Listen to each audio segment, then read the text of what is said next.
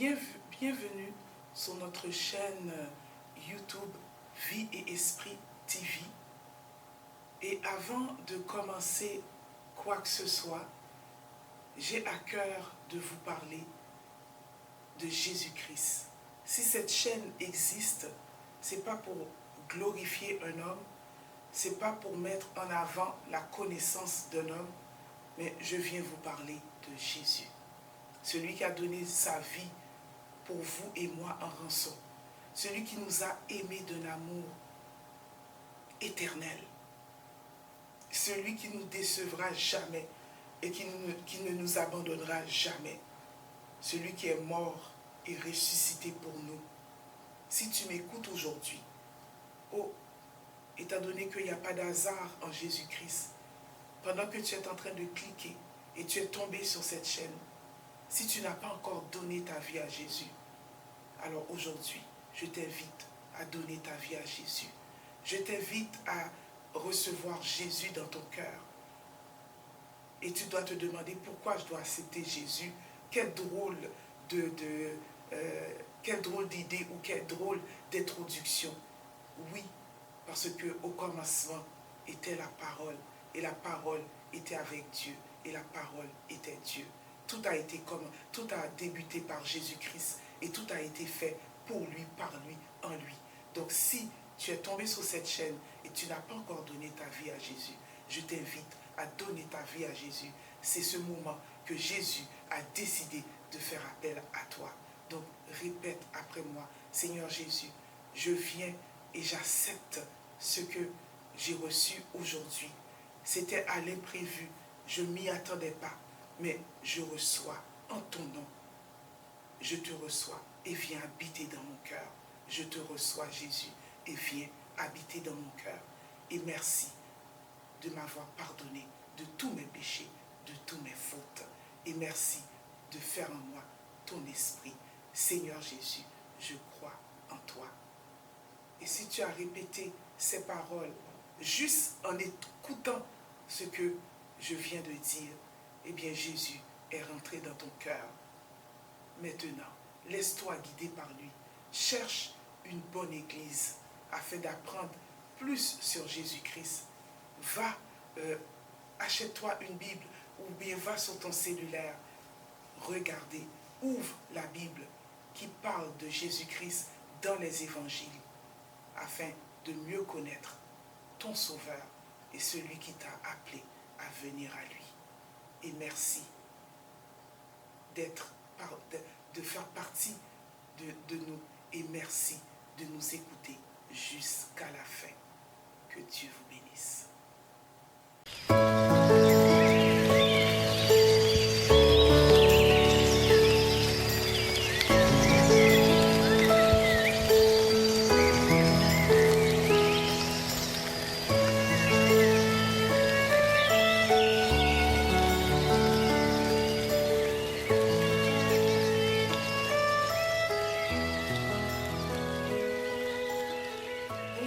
Aujourd'hui, nous parlons d'évangélisation.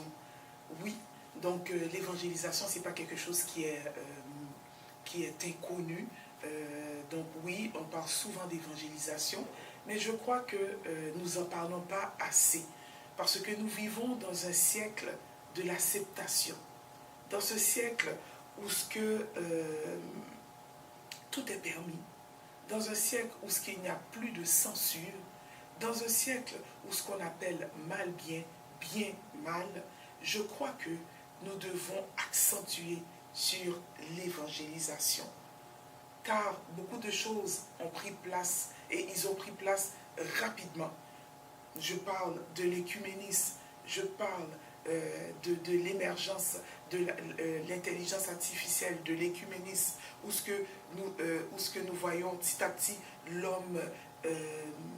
l'homme s'enligne à avoir une seule religion, malgré que ça ne peut pas se faire d'avoir une seule religion mondiale et également d'avoir une seule pensée.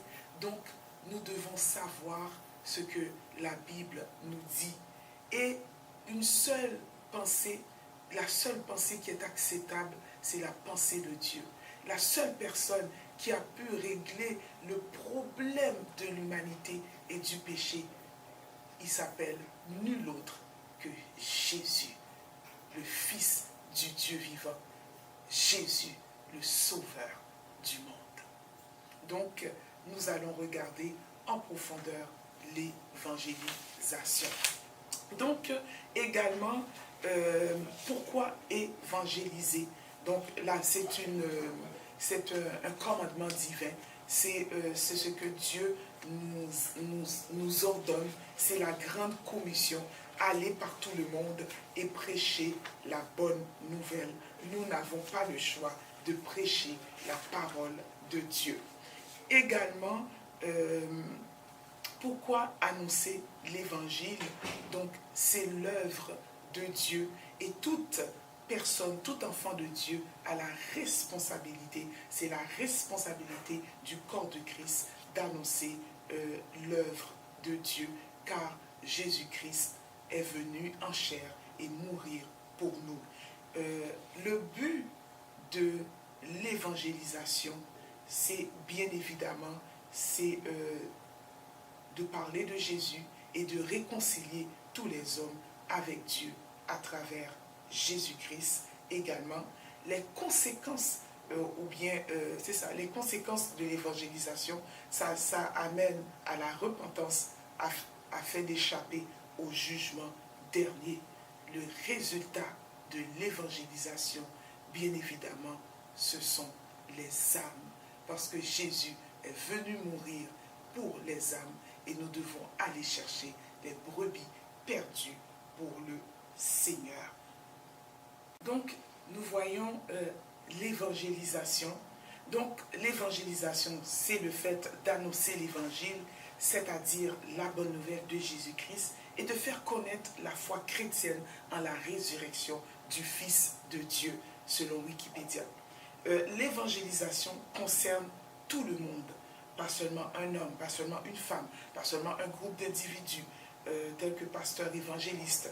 Donc, mais l'évangélisation concerne le corps de Christ et c'est la responsabilité de chaque chrétien de parler de Jésus. Elle peut se faire avec une ou plusieurs personnes. Évangéliser, c'est l'action tout simplement de parler de Jésus à une personne non convertie. Donc, quel type, nous allons regarder ensemble, quel type d'évangélisation, quelques pistes pour mieux évangéliser. Le premier type d'évangélisation, nous pouvons voir le témoignage. Et si nous allons regarder cela dans Jean 4, le verset 28.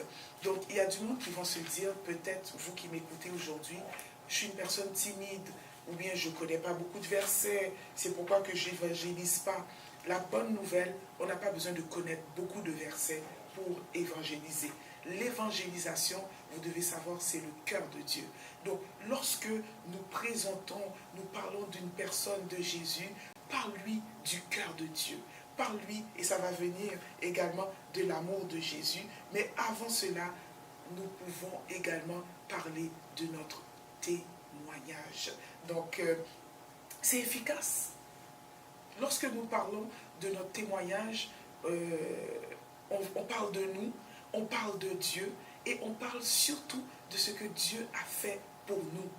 Donc, si tu vois une personne et tu lui dis, j'aimerais vous dire que j'étais malade, Jésus m'a guéri, ça vient d'attirer la personne. Ou bien, j'étais dans la drogue, Jésus m'a délivré de la drogue. Ça vient également chercher cette personne. Donc, on n'a pas besoin de faire de grands discours. On n'a pas besoin de connaître tous les versets de la Bible. Donc, une des meilleures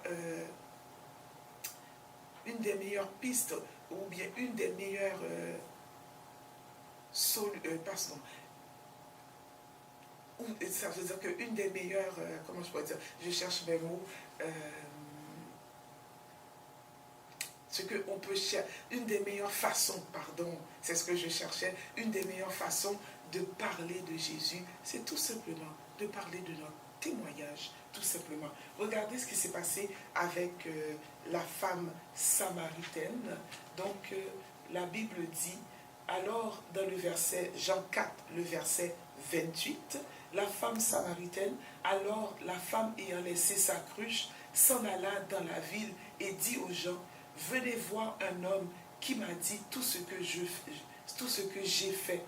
Ne serait-ce point le Christ?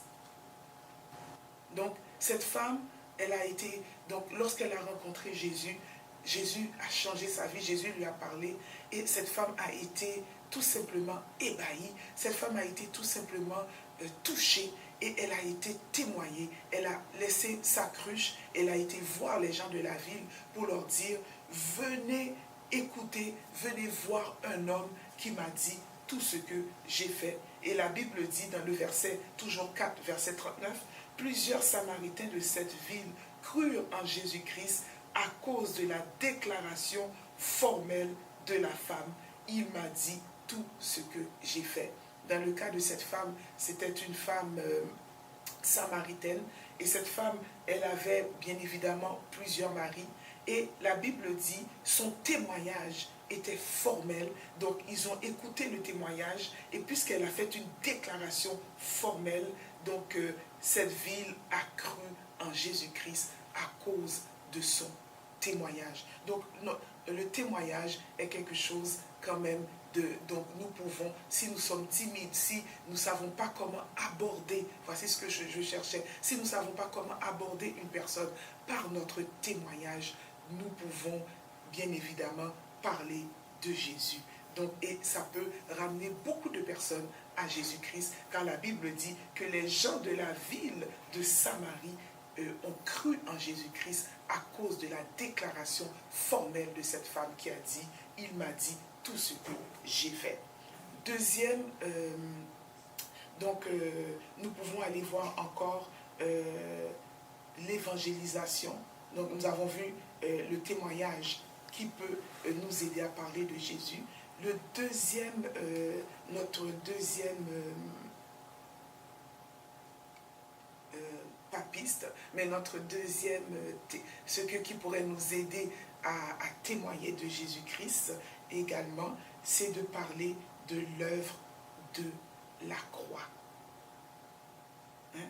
Donc, lorsque nous évangélisons, si nous parlons tout simplement, si nous sommes timides de parler de ce qu'il a fait pour nous, mais nous pouvons parler au moins de ce qu'il a fait de la croix. Donc, il y a des gens qui ne vont pas être trop à l'aise de parler de ce que Jésus a fait pour eux à la croix, dans leur propre vie. Peut-être qu'il y a des témoignages qui ne sont pas trop à l'aise à partager avec un individu qui ne connaît pas. Mais par contre, si nous parlons de l'œuvre de la croix, c'est différent. Donc l'œuvre de la croix, c'est ce que Jésus a fait. Donc si nous parlons de la croix, c'est-à-dire de son sacrifice, de sa mort, de sa résurrection pour l'humanité, donc je pense qu'il n'y aura plus de timidité pour également parler de Jésus. Si tu ne veux pas parler de ce que Jésus a fait pour toi, tu peux parler également de ce que Jésus a fait à la croix. Son sacrifice, c'est également sa mort et sa résurrection, de ce que Jésus a fait à la croix également. Donc pour l'humanité, donc Jésus est mort et ressuscité pour l'humanité. Donc le but, c'est de faire connaître l'amour de Dieu l'amour de Dieu pour tous les hommes. Donc le but, c'est de faire connaître l'amour de Dieu. Et c'est pourquoi que la Bible nous dit dans Jean 3, verset 16, car Dieu a tant aimé le monde qu'il a donné son Fils unique, afin que quiconque croit en lui ne périsse point, mais qu'il ait la vie éternelle. Le troisième point, donc nous avons vu le premier point, le témoignage de notre propre vie. Si nous ne sommes pas à l'aise de parler de notre propre vie, comme ça peut être très efficace également, le deuxième que je pourrais vous donner comme que nous pouvons utiliser, qui fonctionne très bien, c'est parler de l'œuvre de la croix. Donc ça nous engage à rien de nous-mêmes, mais on parle uniquement de Jésus et de son amour. Ça fonctionne aussi car Dieu l'a fait par amour. Et le troisième point que nous pouvons regarder, qui pourrait nous amener une évangélisation efficace, c'est la conviction du péché, de parler de la conviction du péché. Donc, en appelant les hommes à la repentance. Oui, nous pouvons appeler les hommes à la repentance. Je m'en souviens, dans le temps, quand j'évangélisais, j'allais souvent dans les métros. Et dans le temps, bon, c'était plus permis. J'attendais vraiment l'heure de pointe. À l'heure de pointe, je me tenais dans mes, vraiment, je me tenais où il y avait les tourniquets, et je criais très fort, repentez-vous, car le royaume des cieux est proche. Et plusieurs personnes ont été touchées. Bon, il y en a qui m'ont ignoré, il y en a probablement qui ont ri de moi ou bien insulté, mais je sentais que il y avait quelque chose qui les avait transpercés. Donc je m'attendais vraiment où il y avait plusieurs personnes à l'heure de pointe. Et je criais, repentez-vous, car le royaume des cieux est proche. Donc je ne vous dis pas d'aller dans un métro à l'heure de pointe. Je ne vous dis pas de faire ça. Mais moi, je l'ai fait et je savais que le Seigneur avait touché les cœurs. Lorsqu'on appelle à la repentance, nous appelons également les hommes à se repentir afin d'échapper au jugement dernier. Et nous voyons que Jean-Baptiste a appelé les hommes à la repentance. Nous pouvons voir cela également dans Marc 4 et 5. Donc Jean-Baptiste a appelé les hommes à se repentir également. Et lorsque les hommes se repentent, donc également les hommes confessent et délaissent leurs péchés. Donc c'est sûr que notre but, c'est d'amener les gens à Christ et de faire des disciples, comme nous avons vu précédemment. Aller par tout le monde, faites des disciples pour Jésus-Christ et également leur enseigner la parole de Dieu. Ce qu'il faut éviter absolument, donc nous avons vu ce qui est utile pour une évangélisation efficace. Maintenant, nous allons voir ce qu'il faut éviter absolument. Éviter absolument, c'est de parler de la religion. Alors, lorsqu'on commence à parler de la religion, on rentre dans toutes sortes de débats. Parce que chaque personne a leur croyance, chaque personne a, des fois c'est à la naissance, des fois c'est par une influence. Donc chaque personne a leur croyance et de rentrer dans un débat de religion, on va se perdre. Jésus n'est pas une religion. Donc Jésus est le sauveur du monde, il est le Fils du Dieu vivant. Et lorsque nous allons évangéliser, nous rentrons dans la religion. Donc ça peut même frustrer cette personne et cette personne peut partir également frustrée. Donc ne parlons pas de religion. Également, ne parlons pas de culture. Comme je vous donne un exemple, les musulmans, eux, ils sont musulmans par culture, par naissance. Donc si on leur dit vous, c'est parce que vous êtes, vous les Arabes, ou bien vous les musulmans. Non. Vous rentrez dans la culture et c'est quelque chose qui est très sensible. La culture est très sensible. Donc il faut éviter les choses de culture ou de la race. Il faut vraiment parler de Jésus, car Jésus est venu mourir pour tous les hommes. La Bible dit que Dieu veut que tous les hommes soient sauvés et qu'ils parviennent à la connaissance de la vérité. Donc, que ce soit la race, que ce soit la culture, que ce soit la religion, Jésus veut que tous les hommes soient sauvés. Et souvenez-vous que Jésus n'est pas une religion. Jésus ne met pas en avant une culture, mais nous devons parler de ce que Jésus a fait à la croix. Donc, c'est vraiment le but de notre évangélisation. Également, éviter d'aller évangéliser pour faire la promotion de notre Église.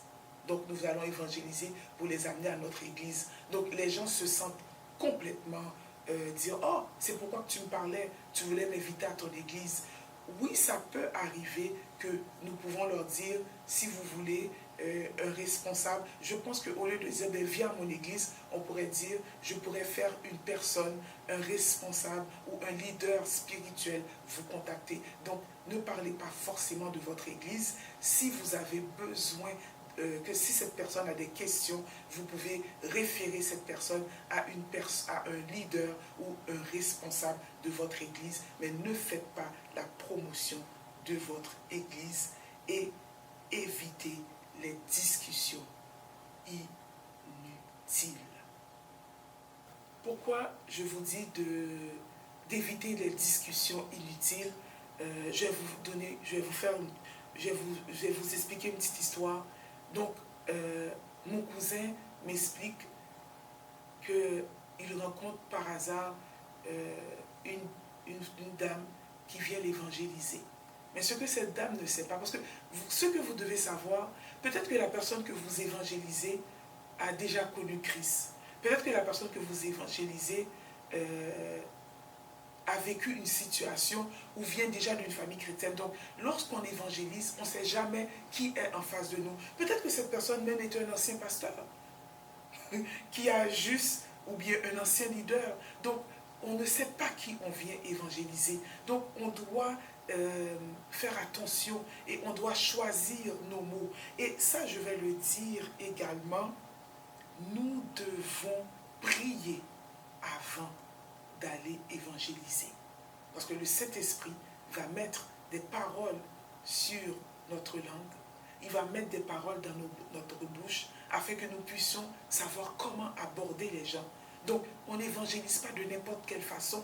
On n'évangélise pas pour condamner quelqu'un. On n'évangélise pas pour amener la personne dans une situation difficile ou pour lui montrer que pour lui tout est fini. Non. Et pour revenir, donc ça prend vraiment, il faut prier avant d'évangéliser. Et cette femme rentre dans une discussion, elle commence à évangéliser mon cousin, et jusque-là, tout va bien. Et mon cousin lui dit, alors, tout ce qui se passe en Haïti, ça veut dire que Dieu aime plus le Canada que Haïti. Elle dit non, non, elle commence à expliquer. Donc, il rentre dans une histoire de politique, de pays, tout et tout. Pourquoi qu'en Haïti, c'est comme ça? Est-ce que Dieu était juste? Il y a beaucoup plus de personnes qui prient en Haïti que même au Canada. Et on regarde l'état du pays. Et là, il rentre dans une discussion. Et à chaque fois qu'elle dit quelque chose, et mon cousin est coriace, hein, à chaque fois qu'elle dit quelque chose, mon cousin arrive encore avec une autre réponse. Il vient avec une autre question. Donc elle répond. Et à la fin, elle, au commencement, qui disait à mon cousin, Jésus t'aime et Jésus veut te sauver. À la fin, elle lui dit, donc elle s'énerve tellement. Et donc mon cousin également, il est un peu tannant. Donc il la pousse à bout et elle tombe un peu dans son piège et elle lui dit, tu sais quoi, que Jésus peut te tuer. Et voilà. Il a dit, ah, il y a quelques minutes de cela, Jésus m'aimait, Jésus voulait me sauver, maintenant Jésus veut me tuer. Et il lui a dit, tu sais quoi madame, bonne journée et bon après-midi. Donc, c'était quelque chose que, bon, il nous a partagé cela et j'ai trouvé ça très drôle. Vous voyez? Donc, elle avait de très bonnes intentions, mais elle ne savait pas, donc, comment l'aborder. Et il l'a poussée à bout. Et à la fin, elle lui a dit, Jésus peut te tuer. Donc, ce n'est pas ça le but de l'évangile. Donc, mon cousin lui-même vient d'une famille chrétienne. Donc, il voulait juste voir comment, c'était quoi ses réponses. Donc, décidément, elle a perdu le contrôle, elle a perdu les pédales et elle s'est énervée et elle l'a menacé de mort. Donc, il faut éviter des discussions inutiles qui pourraient amener notre évangélisation à échouer et à ne pas glorifier Dieu. Car le but de Dieu, c'est qu'une âme puisse être sauvée. Et moi, je le crois fermement que ça prend une formation avant d'aller évangéliser. L'Église doit former les gens. Ce n'est pas de dire aux gens, allez évangéliser. Il faut les former. Les gens ont besoin d'outils pour être formés, pour aller évangéliser. C'est très important, car nous pouvons rencontrer toutes sortes de monde. Il y a du monde qui ont connu Christ. Il y a du monde, ça ne veut pas dire qu'ils ne vont pas à l'église, qu'ils ne lisent pas leur Bible. Il y a du monde, même lorsqu'ils ne sont pas chrétiens, mais ils écoutent la parole. Ils sont sur les réseaux sociaux, ils écoutent. Ils ont des amis chrétiens, ils ont déjà peut-être fréquenté une église chrétienne. On ne sait pas. Donc, on ne sait pas qui sont les gens qui sont devant nous. Nous avons, avant d'aller évangéliser, d'avoir une formation, d'être formé et surtout de prier pour que le Saint-Esprit puisse nous donner des paroles justes pour toucher le cœur, car seulement le Saint-Esprit peut nous donner cette parole pour toucher le cœur. Donc, comme je viens de le dire, sans le Saint-Esprit, l'évangélisation n'est tout simplement pas possible. Seul l'Esprit de Dieu peut toucher les cœurs. Donc, une fois qu'on parle de Jésus, nous avons accompli notre mission et c'est le Saint-Esprit qui fait le reste. Donc, pas besoin de t'acharner avec la personne. Pas besoin de, si la personne te dit c'est correct, merci, il faut le laisser tranquille. Parce que nous avons fait notre, comme on pourrait dire au Québec, notre job. Nous avons accompli notre mission. Donc, le Saint-Esprit va faire le reste. Fais ta part et le Saint-Esprit fera sa part. Ne prends pas la place de l'Esprit. Laisse le Saint-Esprit faire son travail. Et toi-même, fais ton travail. Et limite-toi à ce que le Seigneur te donne à faire. N'essaye pas de le convaincre. C'est le Saint-Esprit qui convainc de vérité, de péché, de justice. Nous ne sommes pas là pour convaincre. Nous sommes là pour parler de Jésus. C'est la job ou bien c'est le travail de l'Esprit Saint de convaincre. Ce n'est pas notre travail. Nous sommes là pour parler tout simplement de Jésus. Donc, très important également. Donc, il faut saisir chaque opportunité, chaque occasion pour parler de Jésus. Donc, très important de saisir toutes les opportunités que Dieu va nous donner pour pouvoir parler de Jésus. Et si maintenant, nous allons regarder l'évangélisation selon Paul, j'aime beaucoup la façon dont Paul va évangéliser les Corinthiens. Donc, il va aller à Corinthe et nous allons voir cela dans Acte 17, le verset 15. C'est extraordinaire comment Paul évangélise avec il a, comment je peux dire, avec cette souplesse, cette délicatesse. Donc c'est extraordinaire. Nous allons regarder cela dans Acte 17, le verset 15. Donc Paul est à Athènes. Donc ceux qui l'accompagnaient, Paul, le conduisirent jusqu'à Athènes. Puis s'en retournèrent chargés de transmettre à Silas et Timothée l'ordre de le rejoindre au plus tôt. Le verset 16 plus précisément. Comme Paul les attendait à Athènes, il sentait au-dedans de lui son esprit s'irriter à la vue de cette ville pleine d'idoles. La Bible dit que l'esprit de Paul était irrité de voir tous ces idoles. Mais vous allez voir que, quoique son esprit était irrité, Paul ne s'est pas laissé emporter par ces idoles, quoique son esprit a refuté ça. Et vous allez voir comment que Paul va retourner cette situation pour la gloire de Dieu. Donc, Paul s'entretient avec eux sur la place publique. On continue. Et Paul leur parle parce que dans la ville d'Athènes, il y avait beaucoup de philosophes, d'épicuriens, de stoïciens. Il y avait beaucoup de philosophes.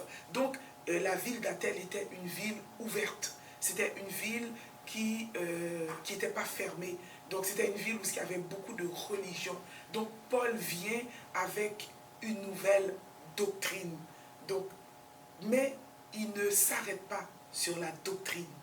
Donc, lorsque on parle de Jésus, nous parlons en ce qui nous croyons. Donc la doctrine, Jésus est notre doctrine. Mais Paul ne va pas parler forcément de doctrine.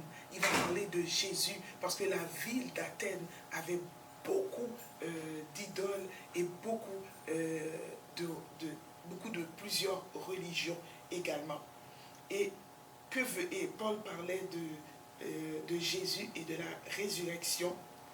Et le peuple d'Athènes ne comprenait pas trop ce que Paul voulait dire.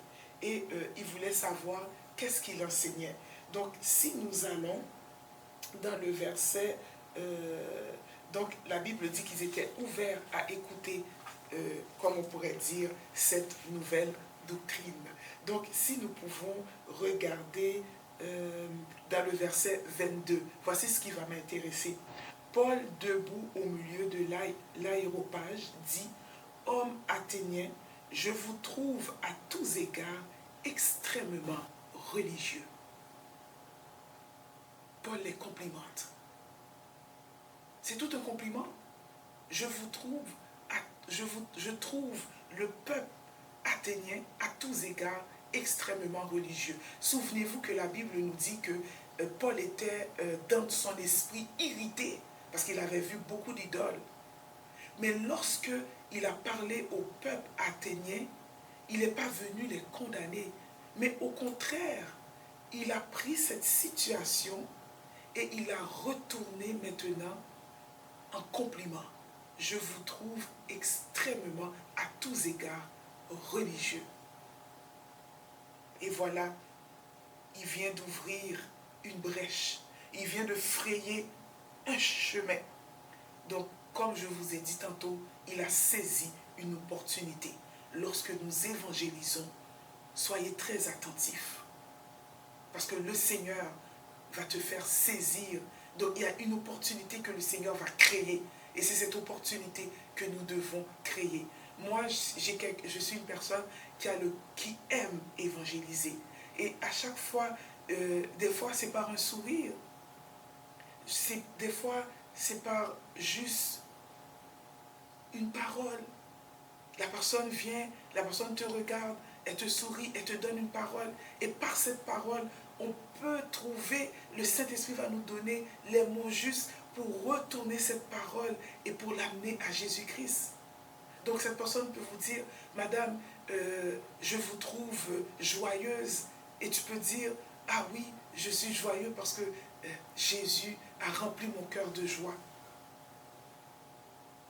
Et Paul va prendre ce qu'il a vu et toutes ces idoles et il va leur complimenter en leur disant, je vous trouve à tous égards extrêmement religieux. Donc il a, comme on dit, il a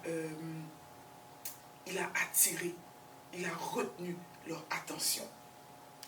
Donc il faut, lorsqu'on évangélise, il faut retenir l'attention de la personne. C'est très important. Pour qu'il puisse nous écouter, il faut retenir l'attention. Et regardez ce que Paul va dire en parcourant, dans le verset 23, en parcourant votre ville et en considérant les objets de votre dévotion, j'ai même découvert un autel avec cette inscription à un Dieu inconnu. Ce que vous révérez sans le connaître, c'est ce que je vous annonce. Waouh! J'ai parcouru votre ville et j'ai vu que vous êtes un peuple qui fait même des dévotions, qui même, j'ai découvert un autel avec une inscription à un Dieu inconnu. Et voici encore une autre opportunité. Et Paul saisit cette opportunité. Et il dit, ce que vous révérez sans le connaître, c'est ce que je vous annonce. Quelle stratégie de la part de Dieu. Ils sont en train de vénérer des idoles. Et il y a quelqu'un qui offre un autel à un Dieu inconnu. Et Paul lui dit, c'est exactement de ce Dieu-là que tu ne connais pas que je veux te parler. Je suis resté bouche bée lorsque j'ai lu ça. Et Paul maintenant commence à leur dire qui est Jésus. Et voici, c'est pourquoi que j'appelle une évangélisation selon Paul. Et maintenant Paul les parle de Jésus. Il a capté leur attention, il a saisi l'opportunité, il a capté leur attention Et maintenant, lorsque on saisit cette opportunité, on arrive à capter l'attention de cette personne, on lui parle directement de Jésus. Et c'est ce que Paul dit. Le Dieu qui a fait le monde et tout ce qui s'y trouve. Et Paul commence à leur parler selon la situation. Il n'habite pas dans des maisons faites par les mains d'hommes. Mais et voilà, c'est lui qui vous a donné la respiration. Et si vous comprenez bien, Paul parle selon la situation. Parce qu'il y avait beaucoup d'idoles. Donc Paul a dû leur dire que le Dieu, ce Dieu inconnu qu'ils ne connaissent pas, ce n'est pas un Dieu qui est fait de la main d'homme. Ce n'est pas une idole. Il est le Dieu des cieux. Dans la situation de Paul, parce qu'il y avait beaucoup d'idoles, peut-être que dans ta situation, tu rencontres une personne que tu lui parles de Dieu, cette personne est malade. Bien évidemment, tu vas lui parler du Dieu qui guérit, bien évidemment. Si tu rencontres quelqu'un qui pleure, tu vas lui parler du Dieu qui console. Si tu rencontres une personne qui est frustrée ou bien qui vit dans le non-pardon, tu vas lui parler de ce que Jésus a fait pour lui et comment Jésus l'a pardonné et maintenant comment il doit pardonner et également. Donc c'est sûr que lorsque nous allons parler de Jésus, nous allons parler selon les circonstances dans lesquelles nous nous trouvons. Dans le cas de Paul, c'était les idoles, mais peut-être toi, ça va être une autre situation. Mais lorsque le Saint-Esprit te donne cette opportunité, tu la saisis et maintenant, tu commences à parler de Jésus. Tac, tac, tac. Et Paul a commencé à parler de Dieu. Et à la fin, donc dans le verset 28, donc Paul leur dit, car nous avons la vie et le mouvement et l'être. Donc il lui dit que ce Dieu dont il le parle, il est au-dessus des idoles. Et il leur dit dans le verset 29, ainsi donc étant la race de Dieu, nous ne devons pas croire que la divinité soit semblable à de l'or, de l'argent et des pierres. Donc c'est pourquoi que Paul commence à leur dire que Dieu est au-dessus de toute divinité. Et voilà ce que Paul va les annoncer, parce qu'il a fixé un jour dans le verset 31 où il jugera le monde selon la justice par l'homme, selon la justice par l'homme qu'il a désigné, ce dont il nous a donné à tous une preuve certaine en le ressuscitant des morts. Nous voyons que Paul a saisi l'opportunité lorsqu'il a vu cette inscription à un Dieu inconnu. Il a mis Dieu au centre de son évangélisation. Donc on ne peut pas échouer lorsqu'on met Dieu au centre de notre évangélisation. Donc il ne parle pas de la personne, il ne ramène pas quelque chose. Donc il ne sort pas du cadre de l'évangélisation. Donc Dieu reste au centre de son évangélisation. Et il évangélise également l'amour. Et dans le cas de Paul, il a évangélisé à se repentir du jugement dernier, donc à se repentir, afin d'éviter le jugement dernier, car il y aura une résurrection des morts et des vivants. Donc l'évangélisation nous amène à un changement d'attitude. Lorsque nous évangélisons, nous apportons un changement d'attitude. La Bible dit que nous sommes le sel de la terre. Nous sommes également la lumière du monde. Et lorsque nous allons évangéliser, nous allons changer les attitudes, nous allons changer les perceptions. Et c'est pourquoi que nous sommes la lumière, nous sommes le sel de la terre. Pour terminer, j'aimerais aller dans le livre de Romains 1er, le verset 16. Romains 1er, le verset 16. La Bible dit, et c'est très important, car je n'ai point honte de l'évangile. C'est une puissance de Dieu pour le salut de quiconque croit, du juif premièrement, puis du grec. Car je n'ai point honte de l'évangile, c'est une puissance de Dieu. Ce n'est pas toi qui délivre, ce n'est pas toi qui sauve, mais c'est la puissance de Dieu qui le fait à travers toi. Donc, n'aie pas honte de parler de Jésus. Et c'est pourquoi Paul a dit, je n'ai point honte de parler de l'évangile. C'est une puissance de Dieu. Donc Dieu nous a donné la grâce et par l'évangélisation, les captifs seront libérés.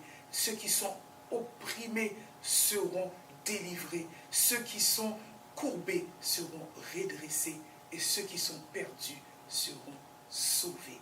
Donc, que Dieu vous bénisse. Et je prie que le Seigneur puisse allumer la flamme de l'évangélisation dans votre cœur. Et que vous puissiez parler de Jésus avec hardiesse. Car nous n'avons point honte de l'évangile. C'est une puissance de Dieu pour le salut de quiconque croit. Que Dieu vous bénisse. Et si vous n'êtes pas encore abonné, abonnez-vous à ma chaîne. Shalom. Shalom.